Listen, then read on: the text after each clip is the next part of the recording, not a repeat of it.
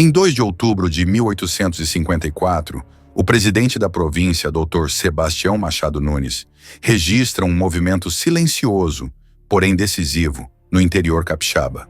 Às margens do Itapemirim, justamente no ponto onde achavam os cachoeiros e onde o rio começava a se tornar navegável, um grupo de fazendeiros demonstra a inesperada disposição: erguer, com recursos próprios, uma pequena capela naquele local remoto. Reconhecendo a importância daquele gesto para a vida da comunidade nascente, o presidente nomeia uma comissão para orientar a construção. E então 3 homens de grande influência regional, o Barão de Itapemirim, Pedro Dias do Prado e Inácio Loyola e Silva, doam parte das terras que possuíam ali, destinando o terreno à edificação e ao patrimônio da futura capela. Assim, naquele recanto isolado, onde o rio ganhava força e o povo buscava um lugar de fé, começava a surgir não apenas um templo, mas o primeiro sinal de uma vila que nasceria entre a água, o trabalho e a devoção. Temos que conseguir madeiras na mata antes que o rio encha outra vez.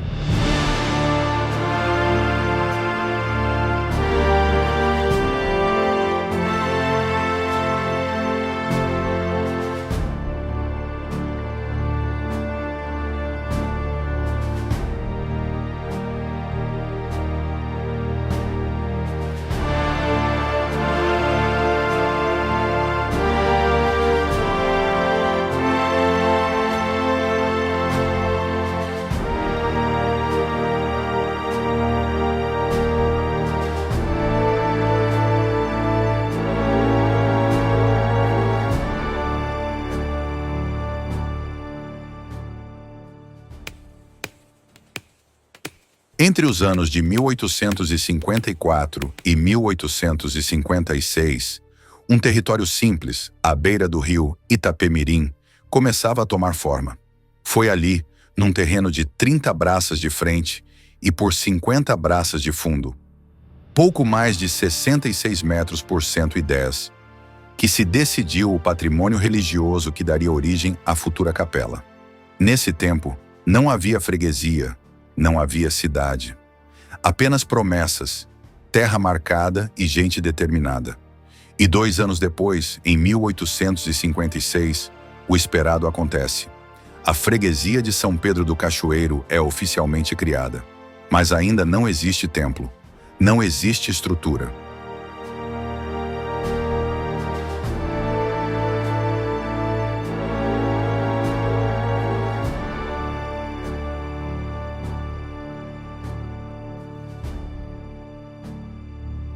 Desde a cessão oficial do terreno, muitos acreditavam que a capela surgiria rapidamente, sólida e erguida com a devoção dos moradores.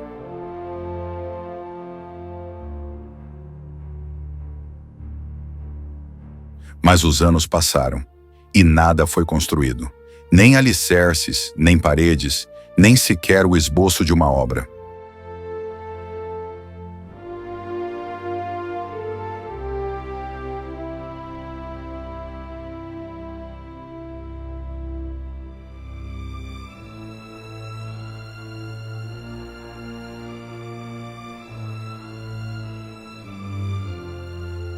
Talvez a vila de São Pedro, naquele período, vivia em permanente instabilidade.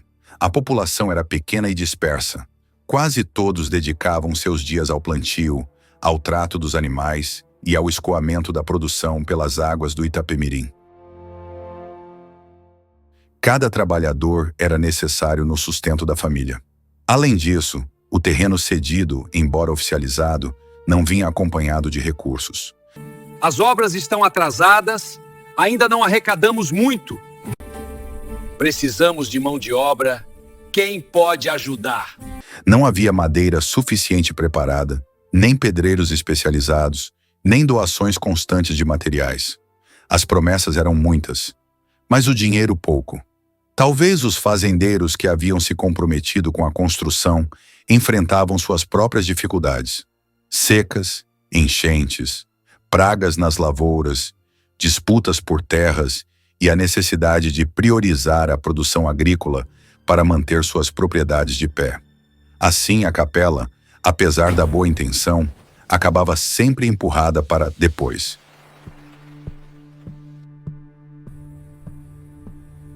E havia ainda um outro fator, silencioso, mas decisivo: a ausência de um vigário fixo. Eu acho que esse é o vigário que vai nos auxiliar. Sem um pároco presente para organizar mutirões, motivar os fiéis e supervisionar a obra, o projeto da capela permanecia sem direção. Por tudo isso, a capela existia somente no papel. Quando o primeiro vigário, o padre Francisco de Assis Pereira Gomes, chegou ao povoado em 1859, encontrou uma comunidade humilde, ainda sem estrutura para acolher os serviços da fé. Deus se manifesta nas coisas pequenas deste mundo. Porém, Deus quer...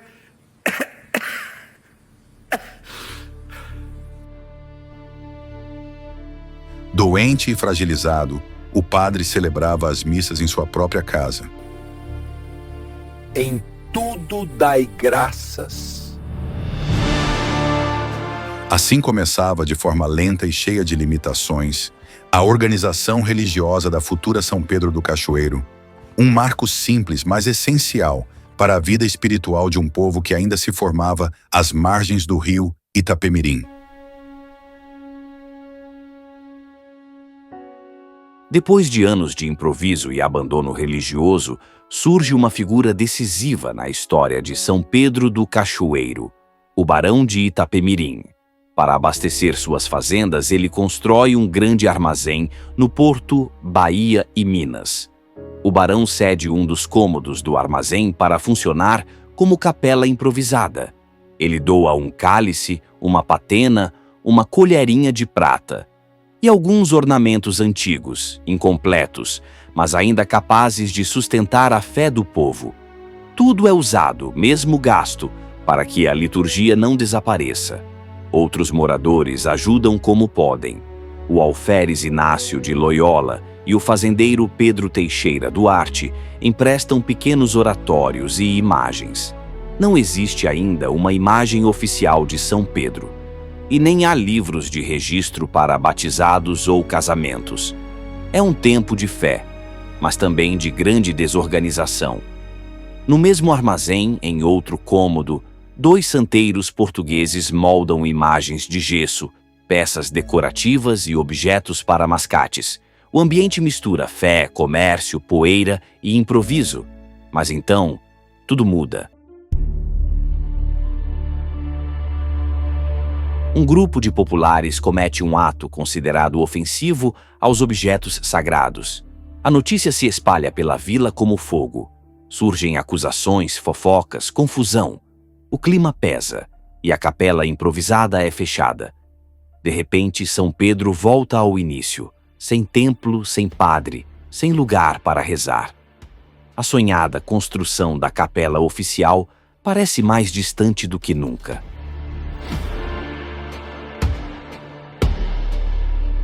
O presidente da província, Dr. Pedro Leão Veloso, registra em relatório: há paróquias que nem possuem matrizes, e em São Pedro do Cachoeiro, a casa onde se celebram os ofícios divinos, é sumamente indecente.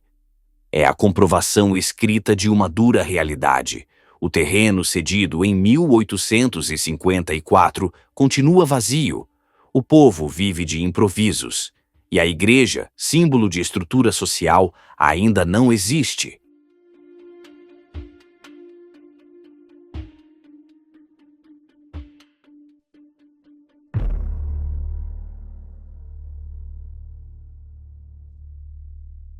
Primeiros sinais de organização. 1868. Somente anos depois surgem pequenos avanços. Um paroquiano empresta uma pequena imagem de São Pedro, pouco maior que um palmo. Alguns registros começam a ser organizados e, aos poucos, a comunidade reacende a esperança. Mas a tão esperada capela oficial ainda levará muito tempo para se tornar realidade.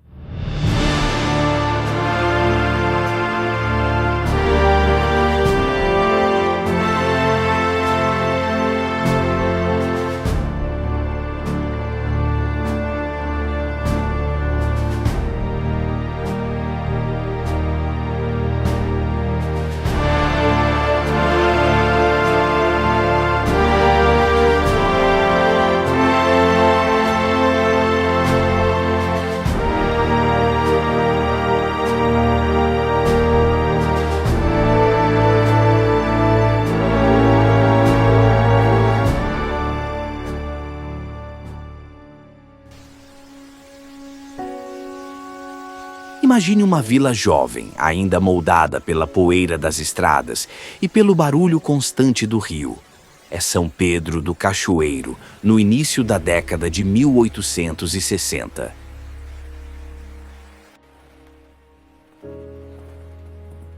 Um lugar simples, mas cheio de fé e de desafios.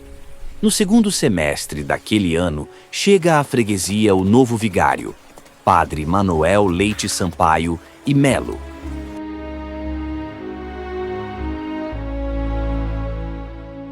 Mal se instala, já abre cartas, documentos e envia seu primeiro relatório ao presidente da província.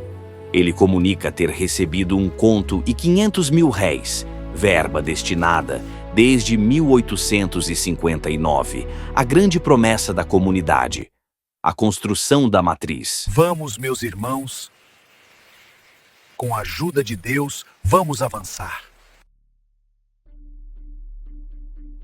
O povo se anima. Para organizar tudo, o vigário convoca uma comissão. Manuel José de Araújo Machado, o negociante mais próspero do lugar. Tenente Sabino José Coelho, homem respeitado, de palavra firme. E ele próprio, o vigário, assumindo a dura função de tesoureiro. Logo, uma nova boa notícia. A Assembleia Provincial envia mais um conto de réis. Pela primeira vez, a construção da igreja parecia possível. Mas então, veio o rio. As enchentes, imprevisíveis e destruidoras, impediam a retirada das pedras que serviriam de base para o templo. As semanas passavam e a obra não podia começar. No ano seguinte, 1861, o vigário volta a escrever às autoridades. Ele está animado, conseguiu arrecadar um conto e 100 mil réis entre os próprios moradores, mas também desabafa. A paróquia arrecada pouco, o cemitério sequer é cercado, não há irmandades nem capelas. O único oratório legal pertence ao comendador Werneck. Ainda assim, o povo insistia. Era preciso construir. Então chega 1862, e dessa vez tudo muda. Determinado, o padre Sampaio decide erguer a igreja com o que tiver. Uma construção de madeira sobre alicerces de pedra, e põe a vila inteira em movimento. Em poucos meses já havia reunido 100 toras de madeira de lei, esteios e baldrames lavrados, 33 toras para o assoalho e o forro, 11 dúzias de tábuas serradas, 18 toras de cedro, destinadas à capela mor e aos altares. O sonho, enfim, ganhava forma.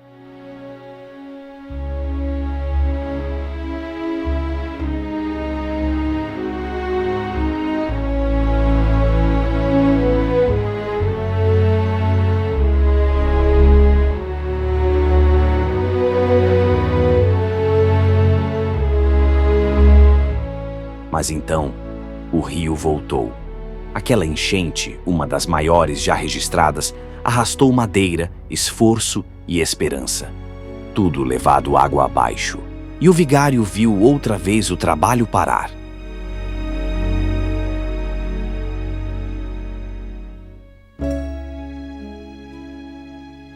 Logo depois, mais um golpe. O homem responsável por puxar a madeira com sua boiada exigiu aumento. O vigário recusou. Eu prefiro parar a obra de que pagar mais um centavo de réis. Com esse valor, é melhor eu comprar minha própria boiada. E mais uma vez o silêncio da obra se impôs. E assim chega 1863. A freguesia, ainda sem templo definitivo, continua usando o antigo cômodo do armazém do falecido barão de Itapemirim. Um espaço improvisado, com ornamentos incompletos, livros recém-chegados da corte e uma comunidade inteira tentando manter a fé acesa. Entre enchentes, promessas, obstáculos e persistência, São Pedro do Cachoeiro vivia sua maior batalha: erguer sua igreja e, com ela, firmar sua própria história.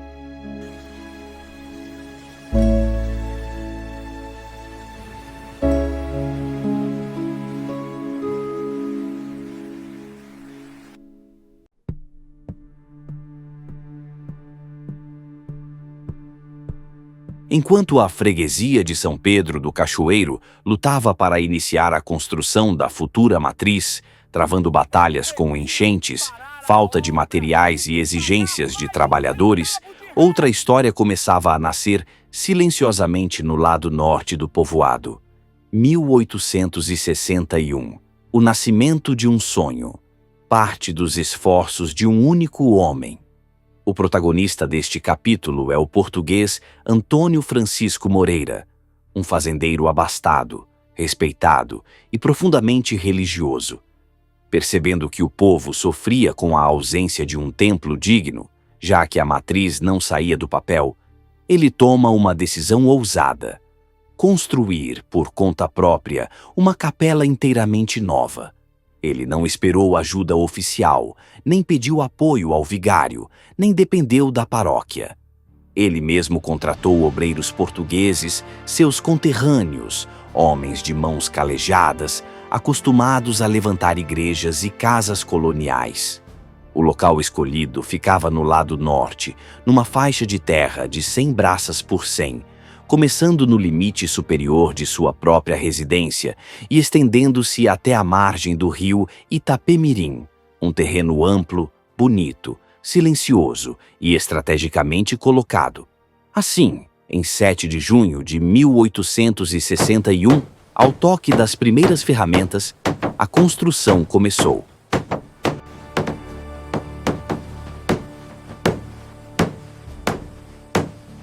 Foram 2 anos de trabalho contínuo, até maio de 1863. A capela ficou com as seguintes dimensões: 60 palmos de comprimento, 27 palmos de largura.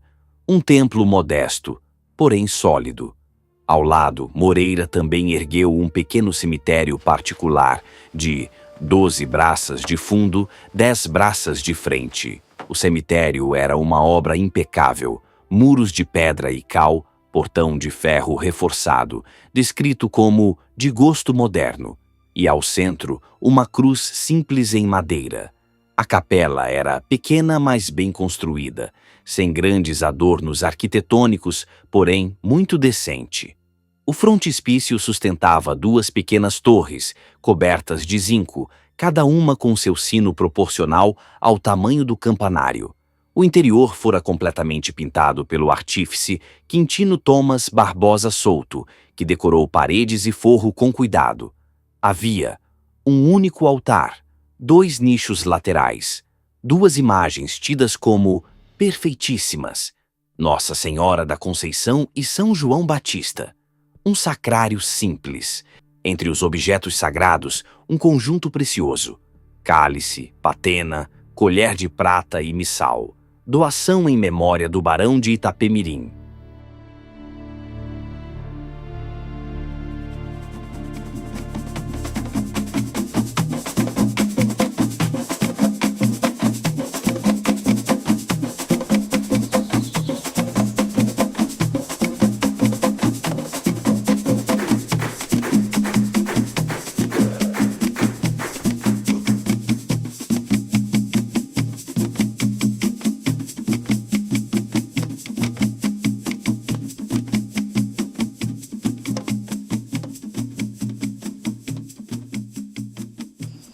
Vós me ama?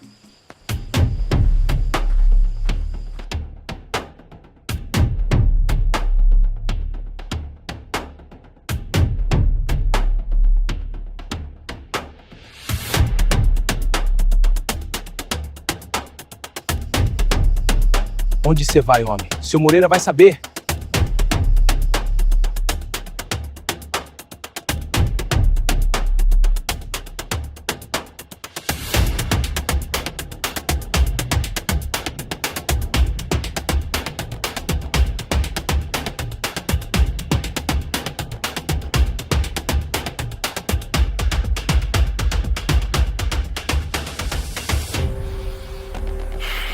Ainda pego uma branquinha dessa.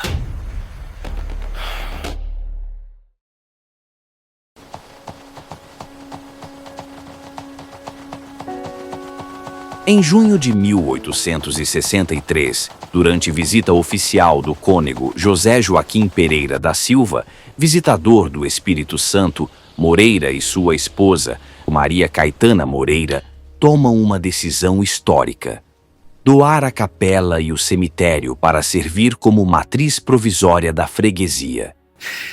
Eu senti no meu coração de doar a capela para ser a matriz. O que você acha? Claro, querido. Vamos fazer assim como vós-me deseja. A doação foi assinada em cartório, avaliada em 18 contos de réis, uma fortuna para a época. Era um gesto de amor à comunidade e que merecia reconhecimento oficial. Mas o reconhecimento nunca veio.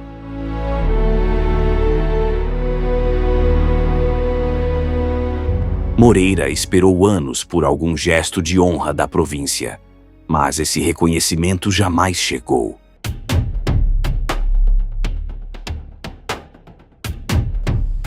Senhor Moreira, o negro Rodolfo escapou outra vez. Traga-me aquele preto insolente. Vou mostrar quem manda por aqui.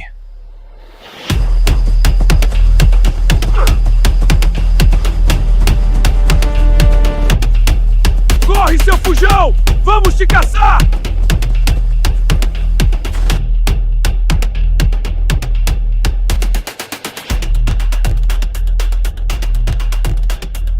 Eu disse que seria a última vez. Agora você vai pagar pela desobediência.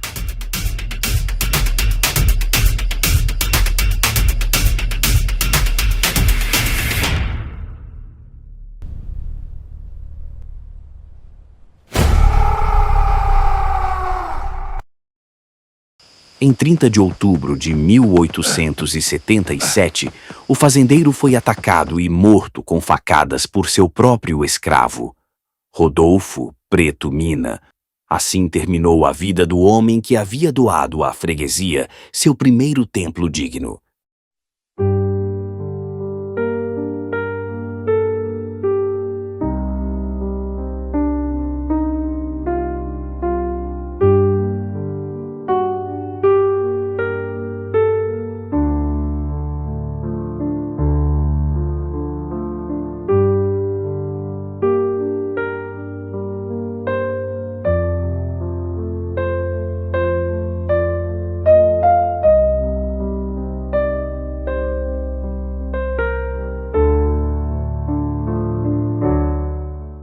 Após a morte de Moreira, a capela continuou servindo como matriz provisória. Mas, ao longo dos anos, o vigário Sampaio denunciava vários problemas. Cemitérios irregulares.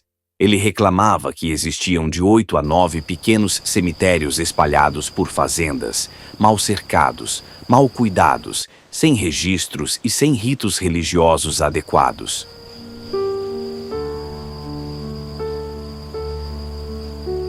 Em 1867, as primeiras grandes avarias. O vigário explica que as madeiras escolhidas pelos obreiros eram ruins, as paredes estavam cedendo, o assoalho precisava de remendos.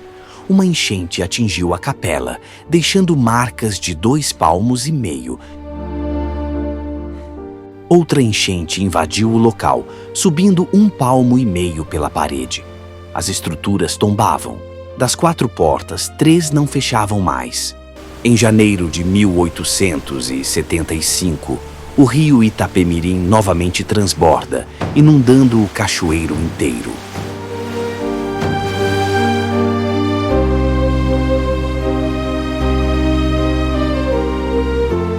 A capela ficou ainda mais danificada. Paroquianos juntaram 600 mil réis para pequenos reparos, mas era tarde demais. 1878, estrutura quase perdida. Relatórios descrevem paredes abatidas, risco iminente de desabamento, assoalho comprometido. 1882, ruína total. Pouco ou nada restava. As imagens foram salvas e levadas para a Capela do Senhor dos Passos. 1885, o fim. A Câmara Municipal decide demolir o templo completamente arruinado. Em 31 de maio de 1885, o jornal O Cachoeirano registra: o lugar vago que deixou a velha matriz desta vila deu ao largo um aspecto magnífico. É o mais espaçoso e aplainado largo existente em Cachoeiro. O jornal sugeria transformar a área em jardim público, o que não aconteceu. Mais tarde, em 1912, a área receberia a fábrica de cimento Monte Líbano, que só produziria cimento em 1929, sendo considerado o melhor do Brasil.